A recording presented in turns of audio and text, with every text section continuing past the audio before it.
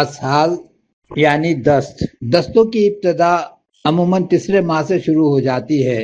ان دستوں میں پھٹکیاں ہوتی ہیں، رنگ عموماً ہلکا ہرا ہو سکتا ہے۔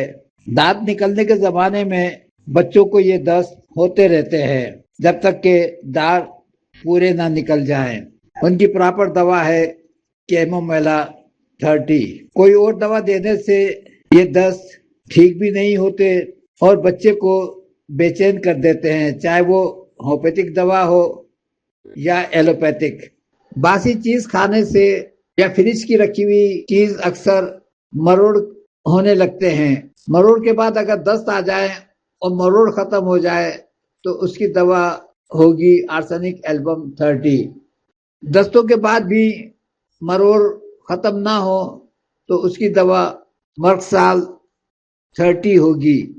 ڈائروبیت دستوں کا کمبینیشن عام دستوں کے لیے ہے، جس میں آرسینک ایلبم 30، چائنا 30، ایپیکاک 30، ویٹم ایلبم 30، 4 دوائیں شامل ہیں۔ ان دستوں کے ساتھ بھی اگر مریض کو بخار ہو تو پہلے بخار کا کمبینیشن وائرابیت یا بی کیو دیں، اس کے 15 منٹ یا آدھے گھنٹے کے بعد ڈائروبیت دے دیں۔ تاکید کر دیں کہ دہی، کیلا، اسپغول کی بھوسی ہرگز نہ کھائیں، کیونکہ ان کے کھانے سے بخار کے جو فاسد مادے ہیں وہ ری ایکٹ کرتے ہیں۔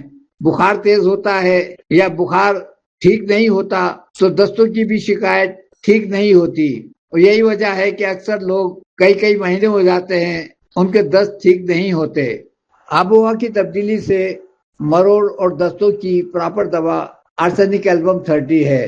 جن لوگوں کو دوسرے شہر جا کر یا دوسرے ملک جا کر دستوں کی شکایت ہو جائے تو انہیں چاہیے کہ فوراً آرسینک ایلبم کا استعمال شروع کر دیں، تاکہ جس شہر میں وہ گئے ہیں اس کے پانی سے ان کو کوئی تکلیف نہ ہو۔ ہفتہ 10 دن آرسینک ایلبم 30 کھا لیں تاکہ اس پانی کے وہ عادی ہو جائیں۔